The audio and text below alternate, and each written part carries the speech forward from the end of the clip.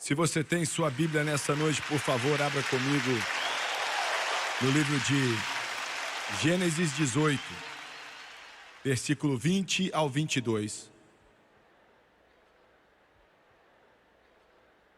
Gênesis 18, versículo 20 ao 22, e disse mais o Senhor: porquanto o clamor de Sodoma e Gomorra se tem multiplicado, e porquanto seu pecado se tem agravado muito, descerei agora.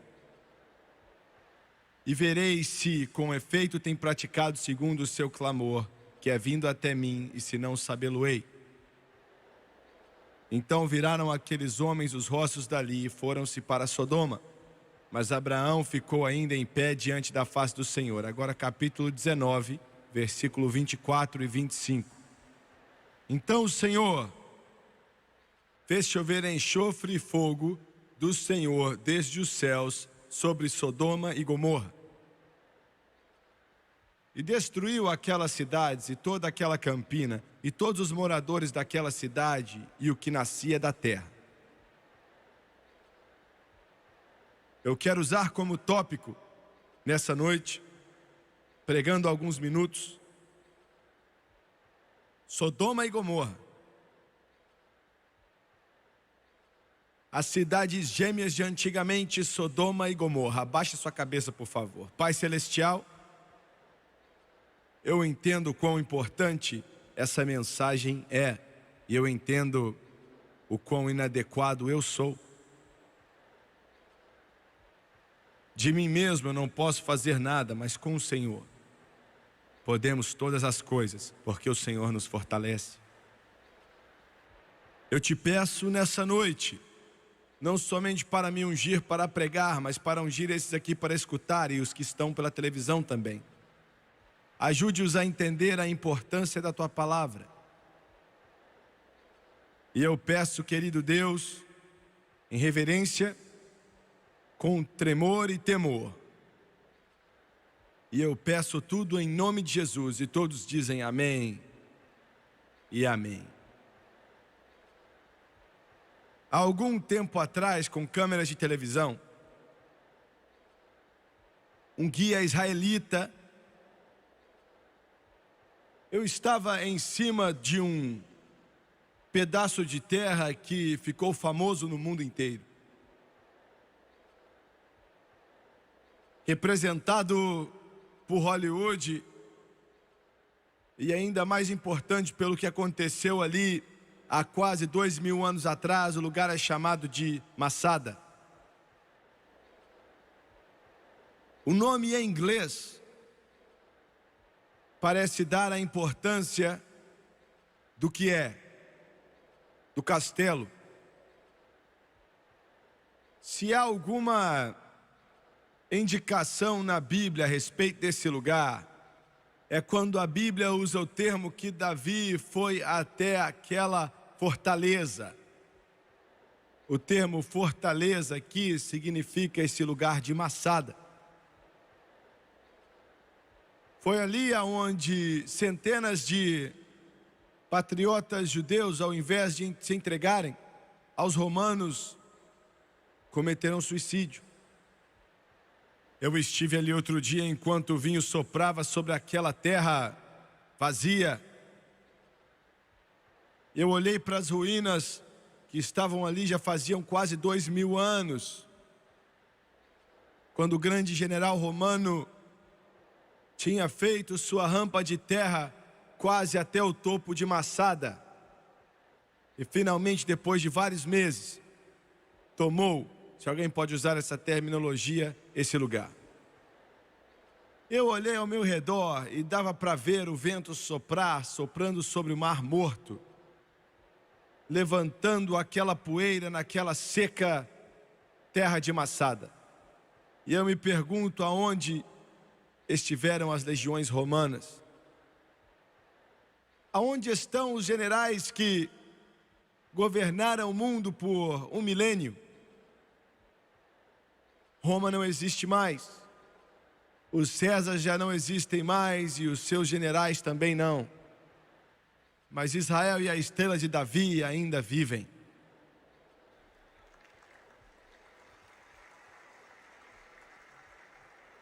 Eu olhei para aquela paisagem e vi a água, muitos pés acima do nível do mar, perdido em meus pensamentos.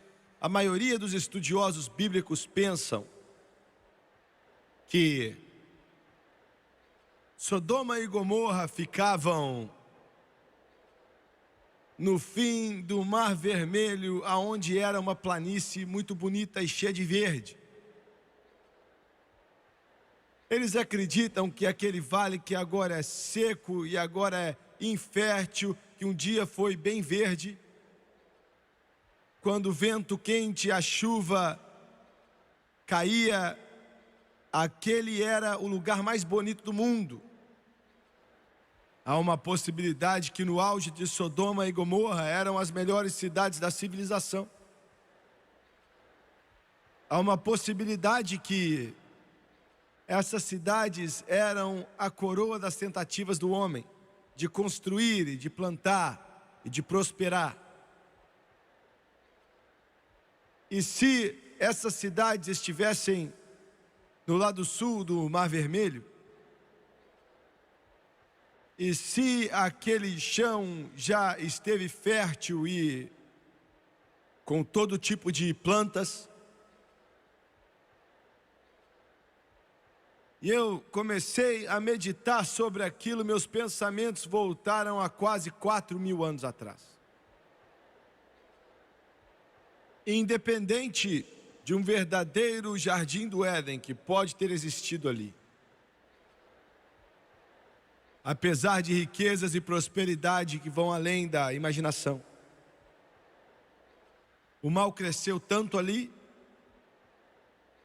tão terrível, tão depravado, tão mau, tão sujo, tão podre, tão degenerado, que o Deus Todo-Poderoso, a única época na história, tomou providências e aniquilou e removeu aquelas cidades da face da terra. Até hoje não há nem um vestígio de uma das civilizações mais antigas que o mundo conheceu, porque todos morreram, mortos, queimados, com fogo que caiu do céu. E a pergunta é: por que Deus fez isso? O ano é 1943. O mundo está preso em uma dor agonizante da guerra. Adolf Hitler com os seus exércitos, suas unidades, e parece que ele está avançando e tomando a Rússia, e ele vai dominar o óleo do Oriente Médio. E enquanto isso, Marshall Harris, o senhor Marshall Harris, se assentou em seu escritório maravilhoso em algum lugar de Londres. Com os seus oficiais à sua volta, ele disse: senhores, temos que fazer alguma coisa para quebrar o espírito do povo alemão. E o plano que eles fizeram, estabeleceram, foi chamado de Operação Gomorra. O alvo era Hamburgo. 1º de julho de 1943. Quase 1.200 grandes aviões Lancaster cheios de bombas, estavam com bombas letais para destruir, saindo de todas as pistas de voo da Inglaterra.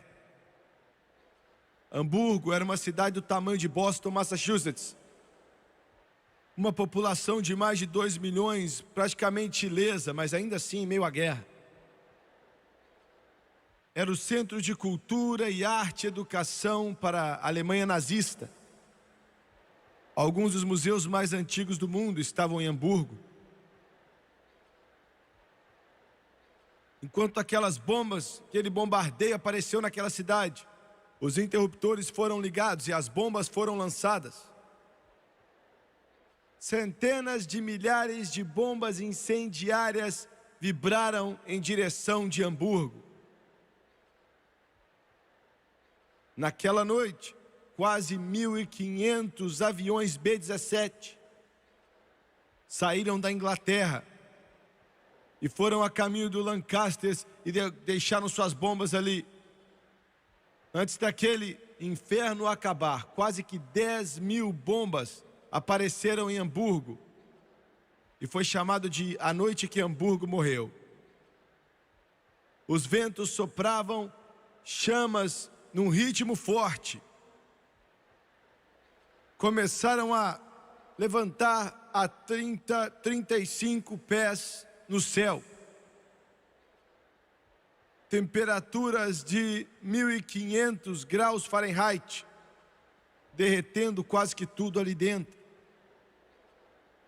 Criou uma força de um furacão que começou a puxar todo o ar daquelas áreas em volta. Centenas de milhares, ou devo dizer dezenas de milhares de alemães entraram ali no seu abrigo. Nenhum deles sobreviveu. Nenhum. Todos foram assados. Assim como uma galinha é assada num forno. Mais de 100.000 seres humanos morreram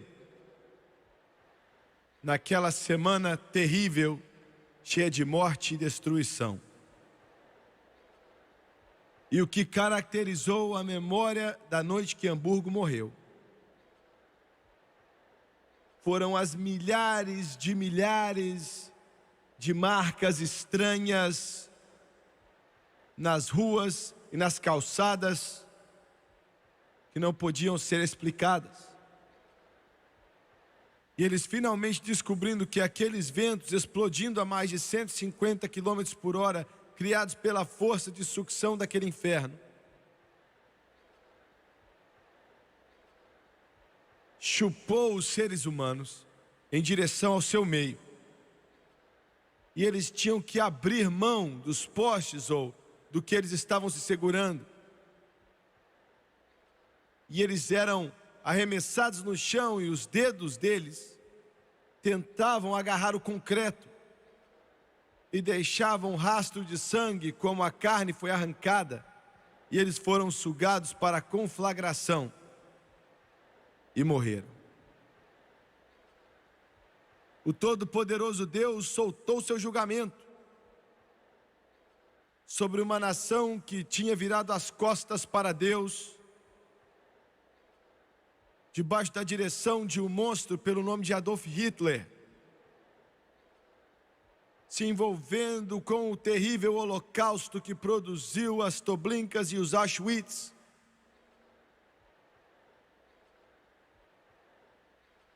Assassinando 6 milhões de judeus. E lançou o mundo em uma guerra. E eu faço a pergunta nessa noite. Pensamos em Sodoma e Gomorra. Pensamos no Deus Todo-Poderoso que se assenta no céu. E nos fazemos a pergunta, por que ele tomou essa atitude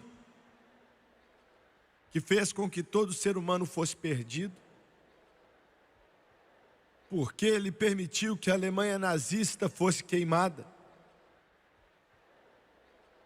E minha resposta tem que ser que Deus Todo-Poderoso, Ele extirpou essas nações malignas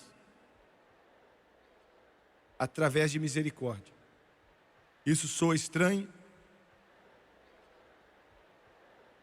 Porque Ele olhou para gerações futuras e viu que se esse câncer terrível do pecado tivessem continuado, ido adiante, você não estaria aqui nessa noite e a civilização não existiria como a conhecemos hoje. E como um cirurgião tira o câncer de um paciente para que o corpo possa viver, o Deus Todo-Poderoso removeu um câncer desse mundo para que o corpo político possa sobreviver. E faço a pergunta: seria possível hoje em dia que os Estados Unidos da América possa ser mais perverso que Sodoma e Gomorra? Jesus mesmo, falando dos grandes moveres do Espírito Santo em Cafarnaum, ele disse, em seu ministério enquanto esteve aqui na terra, ele disse que se as obras que foram feitas em vós, falando nessas cidades, tivessem sido feitas em Sodoma ou Gomorra, teriam arrependido há muito tempo atrás em cinzas e pano de saco. Os Estados Unidos da América nessa noite já viu mais visitações de Deus, mais moveres do Espírito Santo enviados por Deus, mais misericórdia enviada por Deus e mais bênçãos enviadas por Deus do que qualquer outra nação na face da terra já experimentou em toda a sua história. E ainda assim quer o pecado. E ainda assim quer o pecado. Estamos experimentando o maior mover de Deus que o mundo já viu, mas ao mesmo tempo há um outro rio fluindo logo ao lado dele. Desse rio de vida, está fluindo na direção oposta. E é um verdadeiro esgoto de iniquidade que é impossível de se descrever. Veja bem, quando Deus Todo-Poderoso dá misericórdia e luz a um povo, aquele povo que muito é dado, muito é cobrado. E nossa nação hoje está ficando cada vez mais e cada vez mais e cada vez mais no seu pecado, na sua maldade, na sua iniquidade,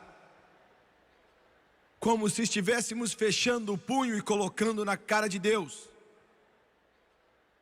Eles nos dizem que o Deus Todo-Poderoso e o seu grande amor e misericórdia vai ignorar o pecado, ignorar a iniquidade, ignorar a maldade. Mas eu quero te dizer, todo pecado precisa ser punido. Toda iniquidade precisa ser julgada. Eu não sei como vai acontecer ou quando vai acontecer, mas por causa da grande luz do Evangelho que foi mostrada para essa nação, e a maioria das pessoas dessa nação tem virado as costas para Deus e estão pecando hoje como nenhuma outra nação pecou. Esta nação eventualmente vai ser julgada. Eu não sei como vai ser. Eu oro para que você nunca veja. Mas escreva o que eu estou dizendo: os Estados Unidos da América vai ser julgado. No livro de Isaías, há uma descrição de Deus Todo-Poderoso, enquanto ele fala através do seu profeta, de Isaías para Israel, na verdade para Judá. E alguns podem dizer: Jimmy Swaggart, não há outra nação na face da terra que pode substituir os Estados Unidos. Verdade? Não há nenhuma nação que o Deus Todo-Poderoso pode usar, então ele tem que salvar essa terra. Ele tem que salvar porque nenhuma outra pode ser usada. Ele tem que salvar porque esse é o único bastão de liberdade no mundo hoje em dia, que leva o nome de Jesus Cristo como fazemos. Mas eu quero te lembrar, Deus não pode ignorar o pecado. E essa nação não é a África, não são as florestas da América do Sul, é a nação mais cheia de cultura, cheia de educação na face dessa terra, que conhece mais do Evangelho, que conhece mais da palavra de Deus, que conhece mais das bênçãos de Deus do que qualquer outro povo já conheceu na história.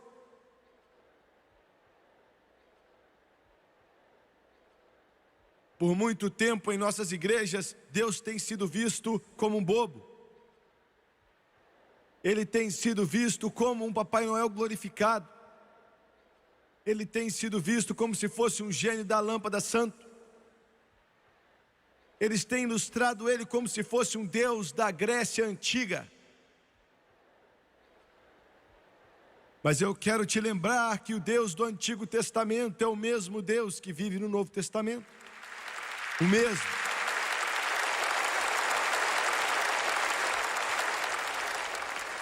E Deus não pode ignorar o pecado, Deus não pode ignorar a maldade, Deus não pode ignorar a blasfêmia. Isso vai ter que ser prestado conta.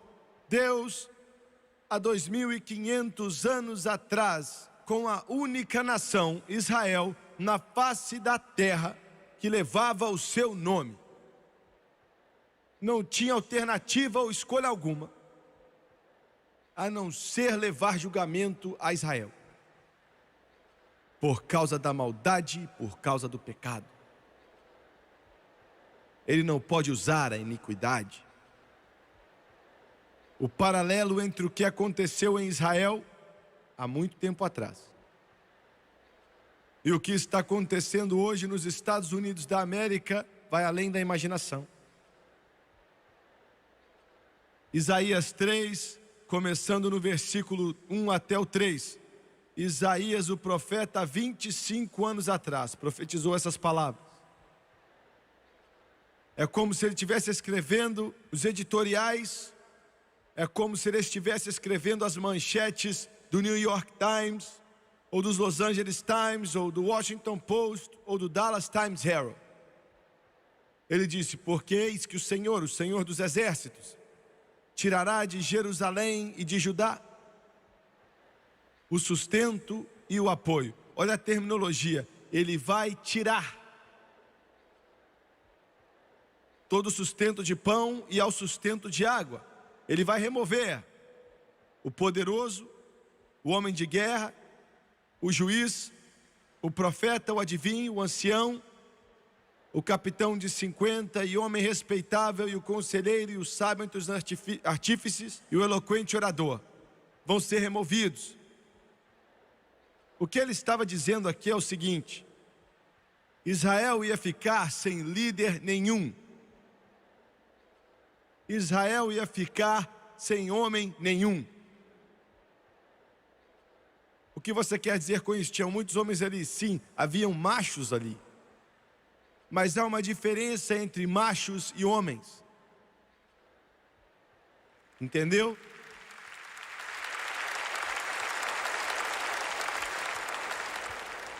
Aonde estão os homens na América?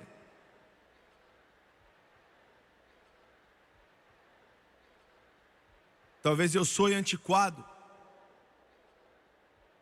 mas qual é a descrição de um homem?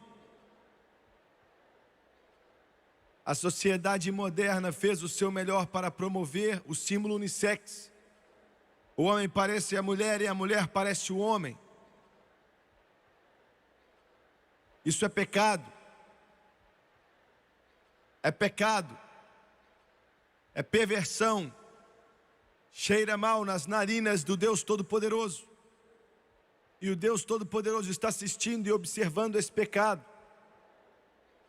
Homens, machos. O que constitui um homem? Eu vou te dizer o que constitui um homem. Não é quão grandes são os seus músculos, ou quanta cocaína você consegue cheirar, ou quanto você consegue beber, ou quanto de maconha você consegue fumar, o quanto de cerveja você consegue beber, o quanto de licor você consegue beber. Isso não constitui um homem. Quantas piadinhas sujas você consegue contar, ou quão sujo e depravado você consegue ficar. Homem, um homem de verdade, se levanta na face da iniquidade nesse mundo com a sua sujeira total e diz: minha conversa pertence a Deus, e não permite que comunicação maligna saia de sua boca. Um verdadeiro homem não tem medo de trabalhar pesado. A América tem medo de trabalhar pesado, mas o verdadeiro homem não tem medo de trabalhar. E ele pode continuar o seu dia sem relaxar no seu trabalho e fumar maconha, para dar a ele um pouco de coragem ou falso senso de segurança. E ele não tem que parar no bar a caminho de casa para pegar um engradado de cerveja. E ele vai para casa e sua esposa se veste decentemente. E seus filhos amam ele. E domingo de manhã eles se levantam cedo, não para assistir um jogo de beisebol, ou um jogo de basquete, ou um jogo de futebol americano na televisão, mas para se vestir, para ir à casa do Todo-Poderoso Deus, para adorar o Deus da glória e do céu, de acordo com as palavras dessa Bíblia Sagrada que eu tenho em minhas mãos agora. Esse é um homem, esse é um homem, esse é um homem. Nós não temos muito deles nos Estados Unidos. São afeminados fumadores de cigarro, maconheiros, beberrões de cerveja, anormais de cabelos longos, que se chamam homens, são uma desculpa lamentável para o sexo masculino. Onde estão os homens? Onde estão os líderes nos Estados Unidos? Líderes. Ele diz que não haveriam mais líderes. Foram levados. O pecado acaba com a liderança. O pecado rouba a sua masculinidade. O pecado rouba e destrói um país e os deixa sem líderes. Onde estão nossos líderes? Eu olho para o nosso presidente quase todo dia da minha vida. Ele está passando por poderes opressivos das trevas. Talvez nenhum outro presidente passou por isso na história dessa nação. Ao sul de nossas fronteiras, uma revolta comunista está lutando com toda a força do inferno para dominar Nicarágua, El Salvador, Honduras ou Costa Rica. E nosso presidente hoje está lutando uma batalha que ele não consegue entender. Eu me pergunto, Deus, será que ele vai ter coragem e força de permanecer de pé? Porque nós temos senadores e congressistas e representantes que estão dizendo, nós não estamos nem aí a respeito de Nicarágua, ou do El Salvador, ou de Honduras, ou da Costa Rica, ou do Panamá. Nós não perdemos nada ali. Nesse exato momento, enquanto senadores e congressistas e representantes agora estão argumentando, são os comunistas que estão em Nicarágua.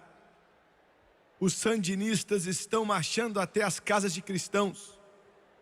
Estão perguntando a eles, você é por nós ou contra nós? E quando os cristãos dizem, estamos servindo a Jesus Cristo, eles pegam um grande pincel, colocam em um grande balde vermelho e jogam na parede e dizem, nós vamos matar você. Os sandinistas já se gabam, somos marxistas, leninistas, comunistas. E eles se gabaram, vamos fechar toda a igreja e assassinar todo cristão. Podemos nos assentar aqui nos Estados Unidos e dizer que não estamos nem aí. Ore pelo seu presidente. E ore por aqueles socialistas sem Deus, aqueles liberais, para que eles venham a ter coragem suficiente de se levantar contra a escuridão totalitária do comunismo. A Igreja de Jesus Cristo está crescendo hoje na América Central como nunca antes. Eles estão sendo construídas e cheias da sua capacidade total, e Satanás está tentando acabar com isso. Não é somente um conflito político ou um conflito militar, é um conflito espiritual também. Essa é a razão verdadeira, um conflito espiritual.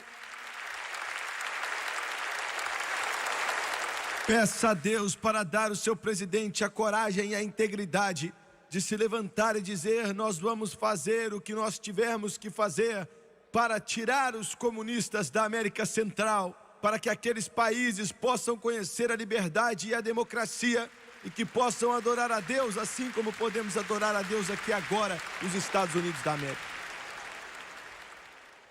Alguns de vocês me assistindo pela televisão dizem, Jimmy Swaggart, eu não estou nem aí para isso. É melhor você ficar. É melhor você ficar. Você diz, eu não quero que o dinheiro do meu imposto vai comprar armas lá para tirar algum governo comunista. É melhor você ficar interessado, porque eu quero te lembrar que depois vai vir o El Paso, depois vai vir Tucson, eu quero te lembrar que depois é Denver, eu quero te lembrar que depois é Nova Orleans. Precisamos de líderes. Líderes. Onde estão os MacArthurs hoje em dia? Eu estive no corregedor aonde ele andou através daquelas águas sujas, porque ele fez uma promessa para o povo filipino: nós vamos voltar. Deus nos dê MacArthurs, Deus nos dê Eisenhowers, Deus nos dê homens que vão se levantar hoje em dia, líderes que se levantam por algo. Onde estão os líderes?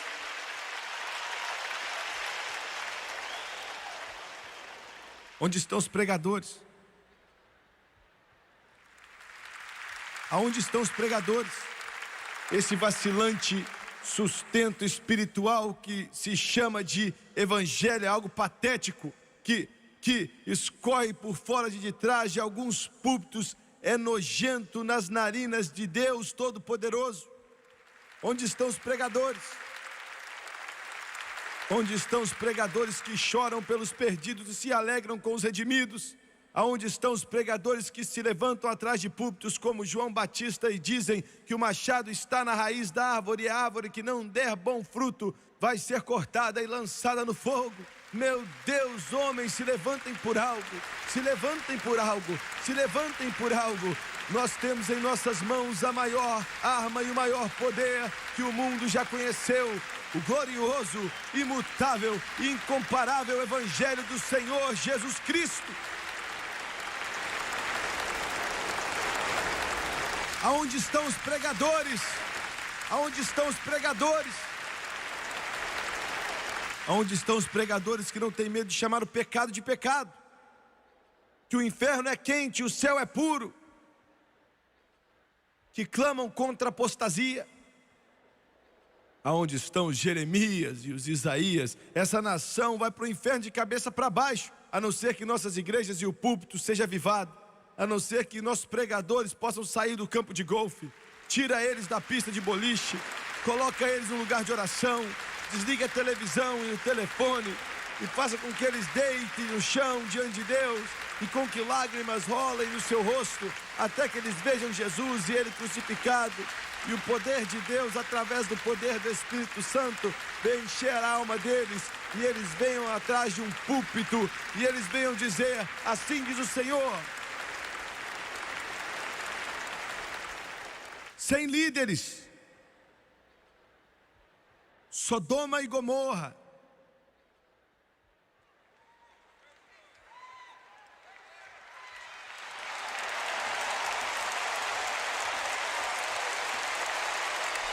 Isaías 3:5.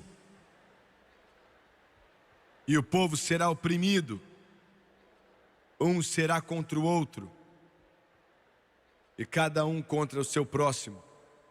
Anarquia sem lei. É como se Isaías estivesse falando da América. Anarquia. Há pouco tempo atrás, a maravilhosa ACLU,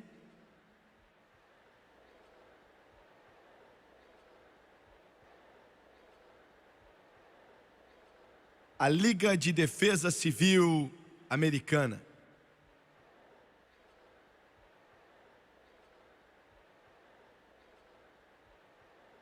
tinha que ser chamado de Liga Criminosa Americana.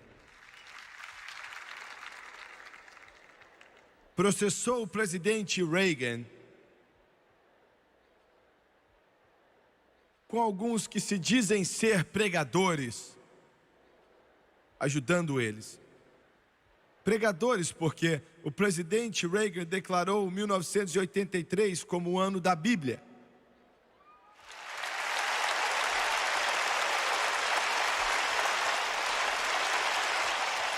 A União de Direitos Civis Americanos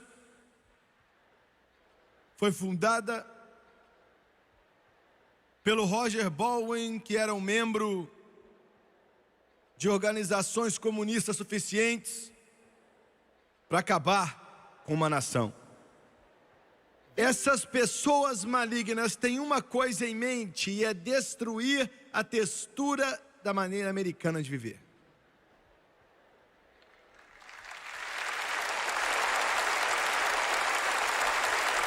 Eu quero que você pela televisão olhe para mim. Alguns de vocês, repórteres que podem estar assistindo, foram para a cama bêbados, estão com ressaca. Você se levantou com a cabeça doendo demais e você foi cambaleando, ligou o televisor e agora você está sentado na sua cama pedindo ajuda porque esse pregador está na TV.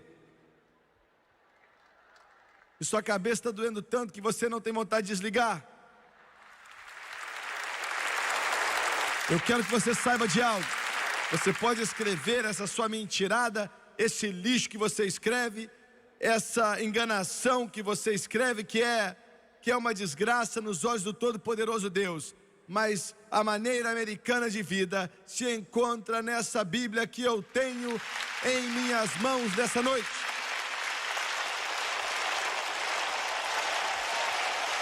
Essa é a América. Essa é a América. Essa é a nação americana. A Bíblia, a palavra do Todo-Poderoso Deus. Essa é nossa nação de mar a mar. Essa é nossa nação desde as florestas aos desertos, das vilas às cidades. Esse é os Estados Unidos da América.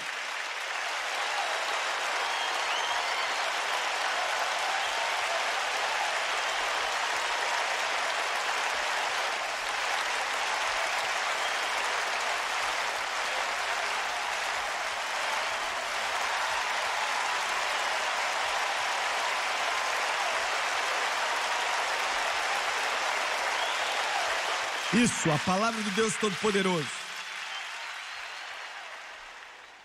E eu quero te dizer, rapaz da ACLU,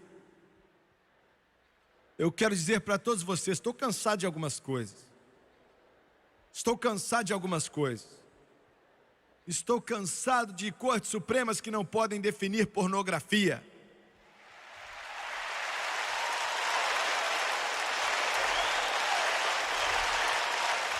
Estou cansado de tribunais que fazem leis para salvar o caracol do Tennessee, mas não tem lei para salvar os mais de 1,5 milhão de bebês que são assassinados por aborto o ano inteiro. Estou cansado disso. Estou cansado de um sistema educacional que ensina que o homem veio dos macacos e elimina Deus das salas de aula da nossa escola pública. Estou cansado. Estou cansado de pregadores mortos pregando sermões mortos para congregações mortas. Estou cansado disso. Estou cansado de políticos vendendo sua alma por alguns dólares e alguns votos. Estou cansado de comunistas que viajam constantemente, louvam a Rússia e criticam os Estados Unidos da América. Eu estou cansado disso.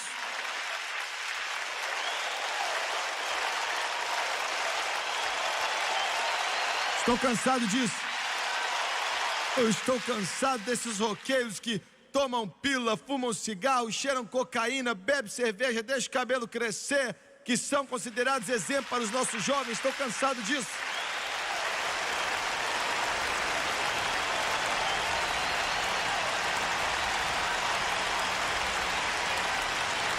Cansado disso. Estou cansado dessa sujeira podre que passa na minha televisão, considerada como entretenimento. Estou cansado disso. Estou cansado da evolução, humanismo, secular, materialismo e comunismo. Estou cansado disso. Estou cansado dos grandes Estados Unidos da América tomando tapa por todo tipo de ditador que aparece na face dessa terra, enquanto nós cruzamos os braços e pedimos desculpa para os Comines, os Gadafis e os Castros. Eu já cansei disso.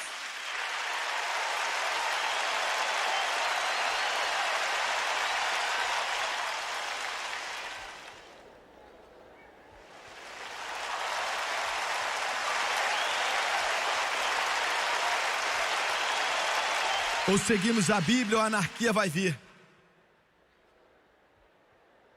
Isaías 3:4. Mais uma vez. Eu quero ler a última parte de Isaías 3:5. O menino se atreverá contra o ancião e o vil contra o nobre. Os idosos são desconsiderados nos Estados Unidos hoje. Tinha que ser a melhor época da vida deles. Mas eu tenho uma notícia para você.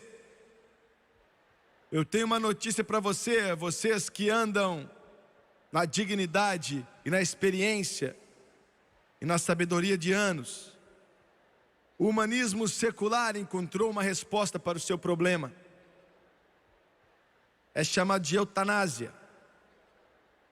Eles colocam uma agulha na sua veia e você dorme, mas não acorda mais. É isso que o inferno tem para você.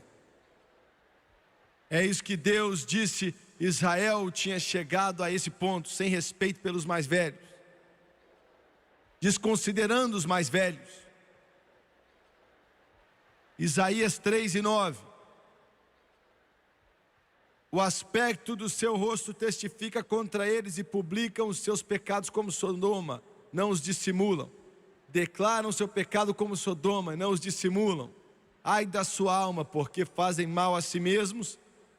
A América está a caminho nessa noite de pecar sem se envergonhar. Ninguém se envergonha mais.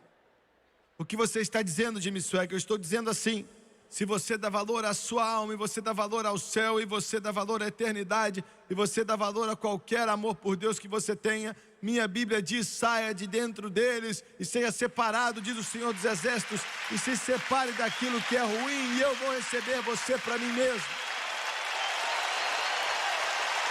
Pecando sem se envergonhar, pecando sem querer saber. 1,5 milhão de bebês são assassinados todos os anos. 1,5 milhão. Chamando de aborto, mas é assassinato. Você pode falar do jeito que você quiser, mas para mim e na mente de Deus isso é assassinato. Assassinato. Assassinato.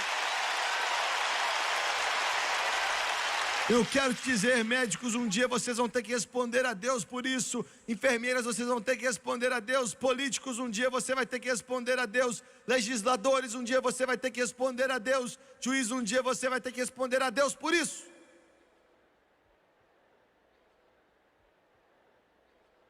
Nos anos 60, a revolução sexual começou. Todas as restrições foram jogadas fora e pessoas começaram em orgias e sujeira, quebrando as leis do Todo-Poderoso Deus, enquanto riam dos 10 mandamentos e zombavam, faziam piada com eles.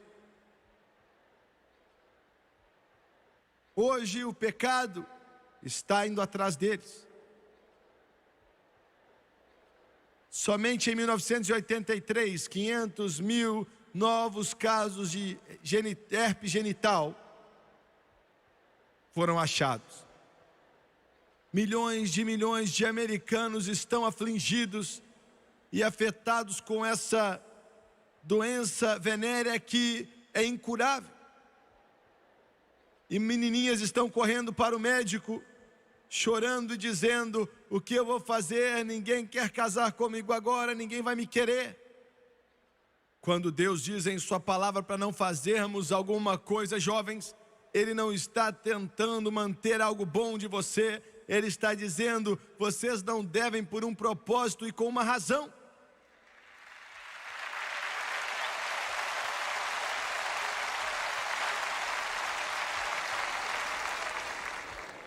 Isaías 3:12.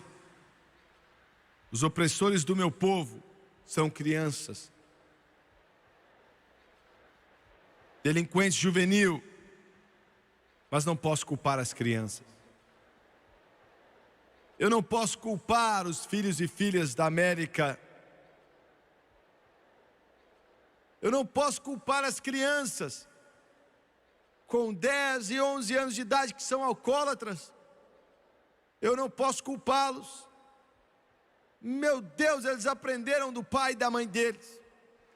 Eu não posso culpá-los.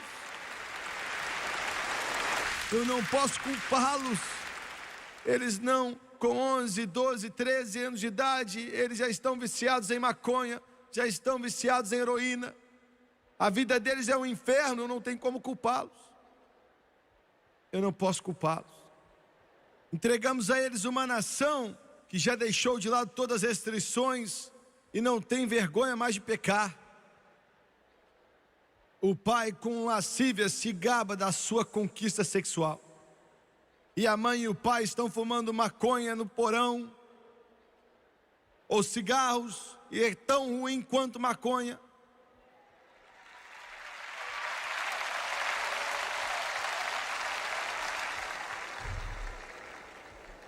Bebendo tanto álcool para afogar a nação. Você está me ouvindo? Liga o televisor e a sujeira que passa ali não se pode descrever. Teve um tempo em que os pais cristãos ensinavam os filhos que eles não deviam se associar com as danças modernas do dia a dia, mas hoje a televisão trouxe isso direto para o nosso lar. É chamada de ouro sólido. Mas várias outras coisas. E então alguns shows de debate cristão vêm aceitar que aquele apresentador vá até a sua plataforma e anuncie eles como um grande cristão para o mundo. Deus tem misericórdia de nós e nos perguntamos por que nossos filhos estão com as mentes atormentadas e o coração deles está partido e eles são lançados fora. Nós perguntamos. Alguns de vocês estão determinados a ficarem nervosos comigo, mas olha, outros já ficaram nervosos comigo antes.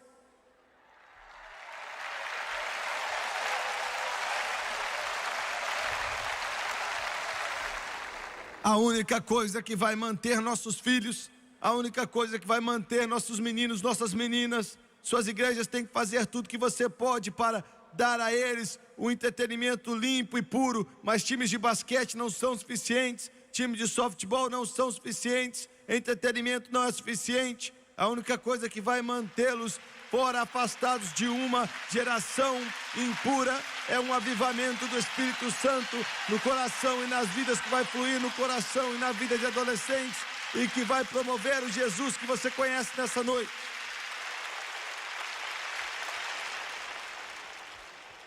Revistas masculinas de hoje estão promovendo o incesto. Na sua sujeira espiritual, nessa busca pervertida da sua mente por imoralidade. Você não vai gostar do que eu tenho para dizer, eu vou receber muita carta de vocês, mas esses homens têm que tomar um tiro.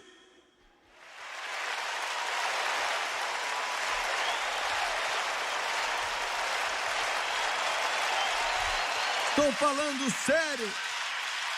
Estou falando sério. Brincando com as almas das crianças. Crianças crescendo sem Deus. São criados por cerveja e televisão e nos perguntamos por que são como são. Um psicólogo humanista disse outro dia que devíamos ensinar os nossos filhos como xingar.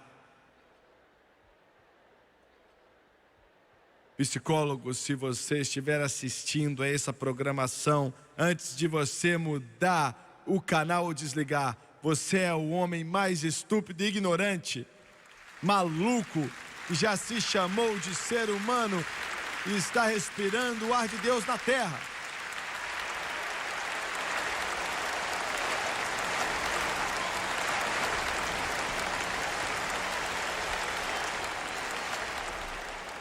Por último, Isaías 3,16, diz ainda mais o Senhor, e você se pergunta, ele ainda não acabou?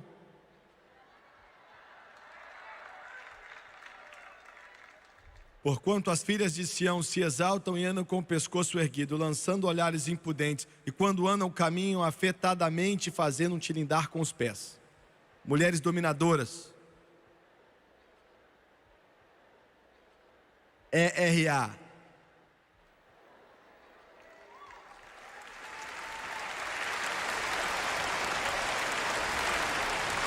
Eu oro a Deus para que os meus netos nunca tenham que carregar um rifle ou uma metralhadora, ou tenha que ficar deitado numa lama em algum campo de batalha.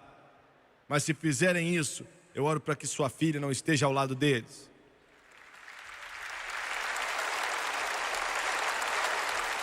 Eu escutei uma feminista doentia outro dia pela televisão.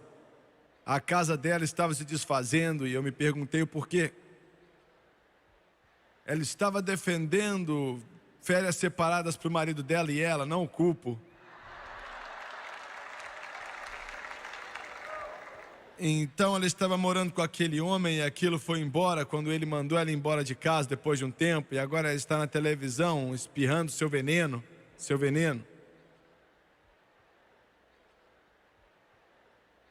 Eu quero falar sério com vocês. Senhoras, é um privilégio ser mulher.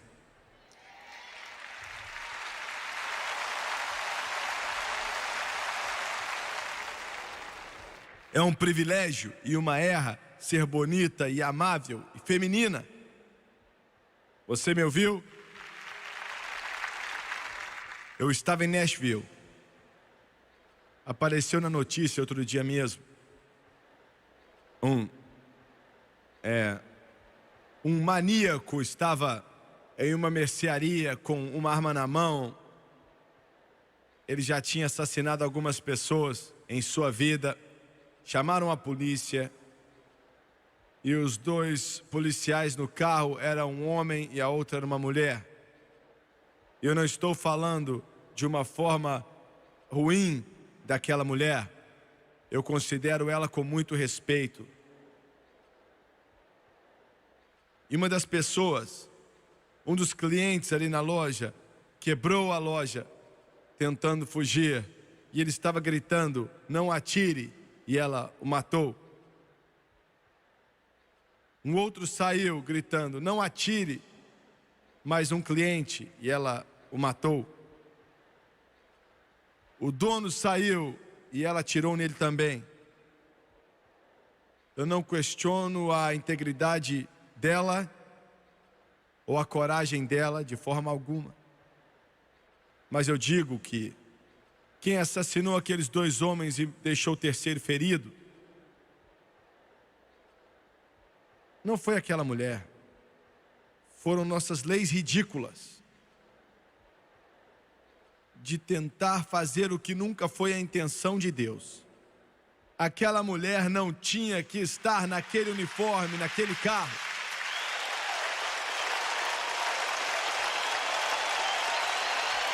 Eu não culpo ela, eu culpo aqueles que pensam que sabem mais do que Deus. Senhora, falar palavrão não te faz mais inteligente. Ser vulgar e vil, isso não quer dizer nada para você. Nada. Minha mãe era uma senhorita. Nunca ouvi um só palavrão sair da boca dela. Nunca vi ela fumando um só cigarro. Nunca vi ela contar uma piada suja. Me ensinou os rudimentos dessa palavra e ela era uma mulher. América está no mesmo estado que Israel estava há 2.500 anos atrás. E Israel foi condenado. Nessa noite eu termino. Te levo de volta a 1941. Era uma igrejinha. Não cabia nem 100 pessoas. Um pregador subiu ali no púlpito, abriu a Bíblia, pregou uma mensagem simples.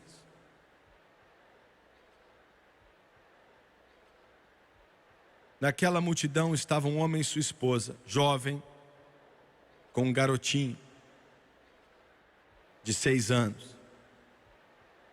O Espírito do Santo Deus se moveu naquela igrejinha naquela noite.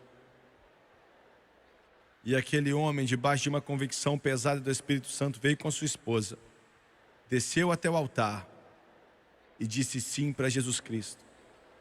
Eram os meus pais. Eu tenho que te dizer, a força da América não está em nossos aviões, ou nossas bombas, ou os nossos grandes submarinos. Mas a força da América está na graça maravilhosa, com doce ao som que salvou um pecador como eu. Está na rude cruz, onde um dia eu vi meus pecados. Está em Deus. Como eu disse ontem à noite, nós vamos ser governados por Deus, ou vamos ser governados por tiranos? Abaixe sua cabeça, por favor.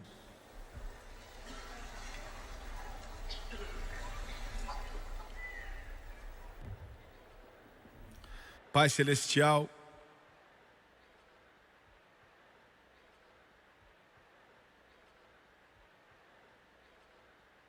eu te peço,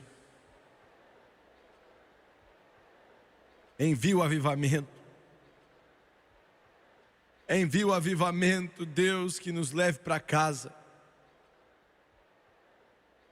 Que venha nos colocar de joelhos e diante do Senhor, nos dê avivamento. Nos dê avivamento que traga os nossos filhos de volta para Jesus. Que venha colocar um fogo do Espírito Santo no coração dos pastores. Nos dê avivamento. Nos ajude a voltar para casa e sair de todo o pecado que nos embaraça. Ajude a América a acordar, Senhor. Ajude a América a acordar antes que seja tarde demais.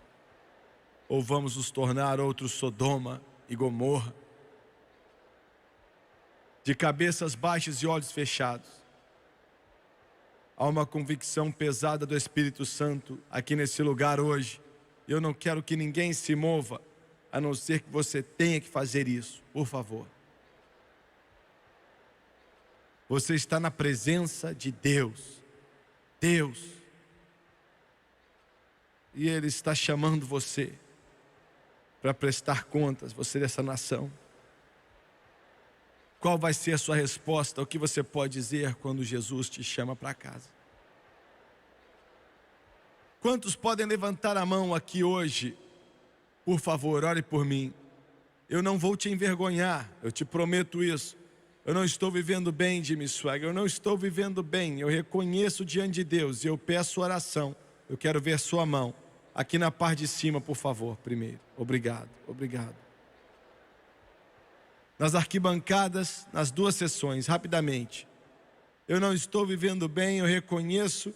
Levantei minha mão diante de Deus e pedi oração. Obrigado. Enquanto eu estou passando por aqui, quantos podem levantar a mão? Eu vejo pai, filho, irmã, irmão, netos, avós, todos de cabelo branco ou mais jovens. Aqueles que estão já idosos, cheios de experiência. Você está a caminho de casa, peço oração, levante sua mão. Deixa eu ver sua mão, ore por mim. Obrigado, obrigado, continue levantando. Eu não vou envergonhar você, Deus está falando ao seu coração, estou vendo sua mão. Muito obrigado. Deus ama o seu coração lá atrás. Ore por mim, nossa casa precisa de oração. Eu preciso de oração. Nossos filhos precisam. Eu quero que todos aqui se levantem, por favor. Todos se levantem. Eu quero que todo cristão aqui, que você ore. Eu quero que você acredite em Deus comigo. Não somente por si mesmo, mas por aqueles que estão assistindo pela televisão, pelos milhões que estão sentindo a mesma presença de Deus que você está sentindo aqui em Dallas, no Texas. E agora eu vou pedir para que você faça uma coisa. Quero pedir para que você saia de onde você está. Quero te pedir para vir lá de cima, que você venha lá do alto. Se você tiver que descer até aqui embaixo, descendo as escadas, você está voltando para casa. Você está voltando para casa. E eu quero que você venha. Se você é meio tímido, eu quero que um amigo cristão venha com você. Traga-os até aqui. Eu quero que mães tragam filhos que não são salvos, mulheres tragam maridos que não são salvos, e maridos tragam esposas que não estão salvas. Filhos tragam seus pais que não estão salvos.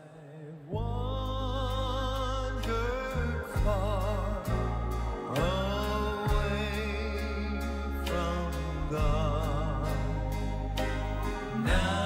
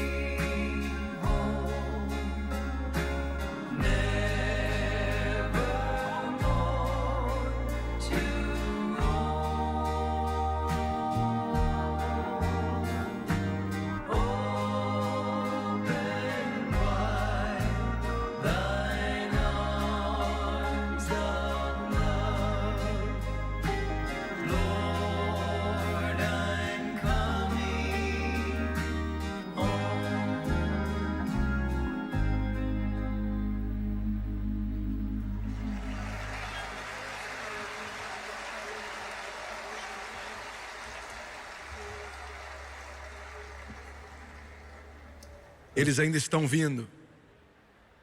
Glória a Deus, o céu disse, espera aí que eles estão vindo. Eles estão vindo. Ainda estão vindo. E o Senhor diz assim, para aquele que vem até mim, de forma alguma lançarei fora.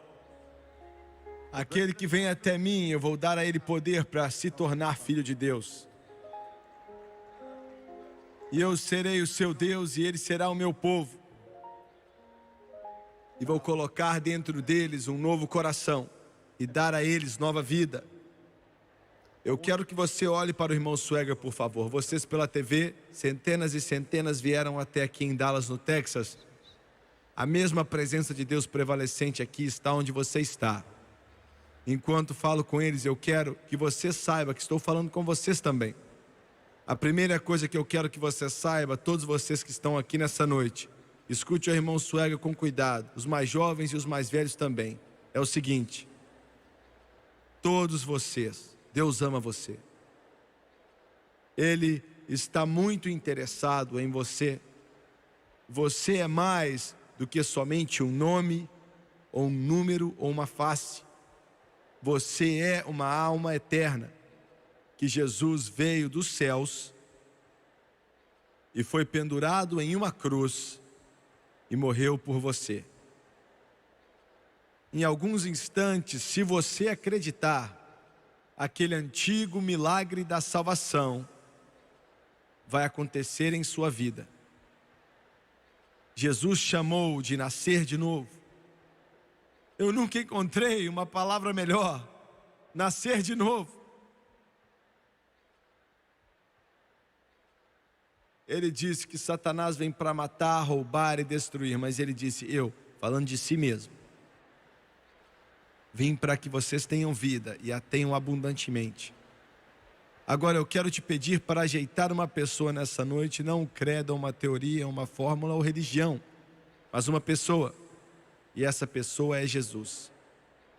Eu quero te pedir para abraçá-lo em seu coração. Ele vai ser um amigo que fica mais perto do que o irmão. E o que ele te pedir para desistir, ele vai te dar algo 1 milhão de vezes melhor para substituir.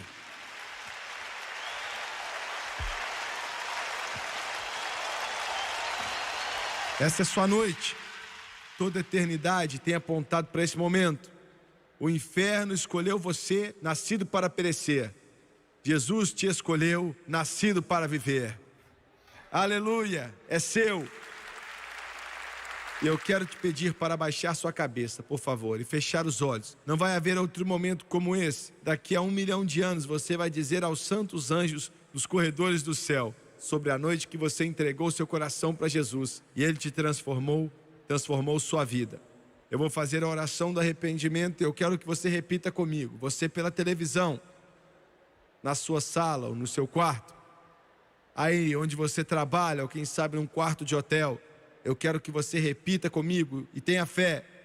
Você pode ir para casa e sua esposa vai ter um novo marido quando você nasce de novo, através do sangue de Jesus. Adolescentes, seus pais vão ter novos filhos. Esse é seu momento. Agora vamos orar. Eu quero que você repita comigo e acredite de todo o coração. Querido Deus do céu, Perdoe os meus pecados, como tenho vivido, as coisas que fiz, os pecados que cometi. Perdoa-me, por favor.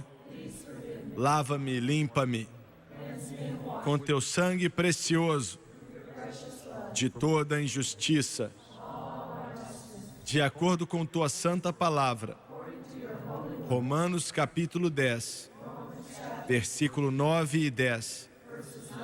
Nesse momento, diante dessas testemunhas e diante de Deus, eu confesso Jesus Cristo como Senhor da minha vida. Nesse momento, na frente dessas testemunhas e diante de Deus, em meu coração, eu acredito que Jesus Cristo ressuscitou dentre os mortos e Ele está vivo. Nesse momento, diante dessas testemunhas e diante de Deus, eu peço, Jesus, que venha ao meu coração para todo o sempre e salve minha alma. E de acordo com sua palavra, Ele me ouviu. Ele não vai me lançar fora. Eu sou aceito, eu sou lavado, eu estou limpo, eu estou transformado. E diante dessas pessoas e diante de Deus, em nome de Jesus, nesse momento, eu estou salvo.